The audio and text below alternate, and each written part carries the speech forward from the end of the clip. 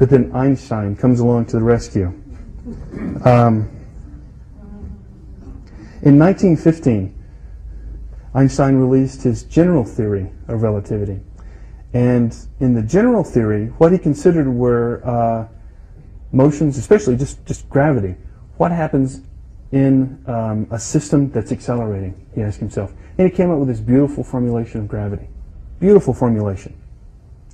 That was very difficult to work with because there weren't many people in the world that could actually deal with it. But he had a gut feeling. And I'll be the first to say that Einstein was a brilliant physicist. He was a pretty good mathematician. Pretty good mathematician. The problem was, being a better physicist than mathematician, he really didn't believe some of what his math told him. He developed this theory. There were individuals that solved his equations of general relativity, and when you solve those equations, what you find is that the universe expands. It puffs up. It does it quickly. And he said, no. Intuitively, I know that is not true, because he was influenced by a few generations of scientists who felt that the universe was infinitely old, infinitely big, and static. It just sat there, aging. Everything just went on its merry way. So what he did is he actually introduced a new term into his equations called a cosmological constant. And he said, eventually, that was the biggest blunder of my life. I should have believed my math. Now, we'll come back to that shortly, too. But, goodness gracious, somebody else is missing over here. Oh, okay, that's not the sun. That's actually the cosmic microwave background, but that's something else. Up here, in the upper left, a Belgian abbé named Lemaitre. And Lemaitre actually solved those field equations. He said the universe expands, and he was really the first one to come up with this idea of a Big Bang. He believed that there was this thing called a primeval atom, and this primeval atom just broke apart, and those parts broke apart, and eventually you ended up with the matter that we know and love today, in this overall expanding universe. Einstein said that's ridiculous. I don't believe it. I don't believe it. See, I've even changed my equations. It's impossible. There was a meeting on Mount Wilson Observatory. Lemaitre was there, Einstein was there, and Hubble was there. And I imagine the three of them sitting around the table. And Hubble comes up. He slides his notebook across the table to Dr. Einstein. Maybe there are a few sort of crude black and white photos that he's made of M31 and other galaxies. And what Einstein does is he looks down and he says, this is the most beautiful thing I've ever seen in my life. Because Hubble, again, it seems like he was never out of the center of activity. He had made observations of galaxies at increasing distances from us, further and further away. And what he did was, he found that those galaxies were moving away from us. Every distant galaxy he observed was moving away. The ones that were closer were moving away from us a little bit slower than those that were far away. And those that were really far away were moving away from us the fastest.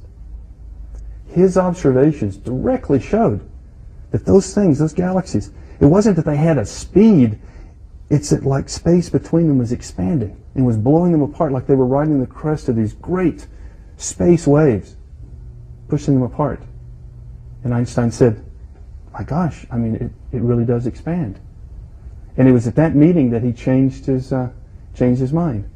And he said, I should have believed what my numbers told me all along. But now think about this. We've got an expanding universe. We look out in every direction, and the distant objects that we see are moving away from us. What do you infer from that? We're at the center. Oh, goodness gracious. Strike up the band. We're at the center again. Everything is moving away from us. Now, that has, I mean, that can be sort of bad too. Why is everything moving away from us? Are we at a bad place in space? Yeah, really. Yeah, there's something wrong with us. Yeah, for some reason, nothing wants to be around us. That is the first thing. First of all, oh, gee, wow, we're at the center again. It's like, oh, boy, what? Why? And to get around this, what you have to do is you actually have to examine what general relativity tells us, what the solutions tell us. about an expanding space. One thing that's built in to modern cosmology, and there are exotic cosmologies that might not consider this, just to see what could happen. But one thing that's built into all of our ideas of cosmology is something called a cosmological principle. And that says that there is no preferred location in the universe. None. There's no special place. There is no center. There is no center. Now, that's something that's sort of heady to consider. But without that, if you find that there are preferred locations in space, you find that your physics starts to behave just a little odd if you can have special places. Now, there are models that have been birthed to try to explain, or analogies that have been birthed to try to explain and expand in cosmology. There's a so-called raisin bread cosmology, where you've got raisins in a loaf of bread that hasn't been baked yet.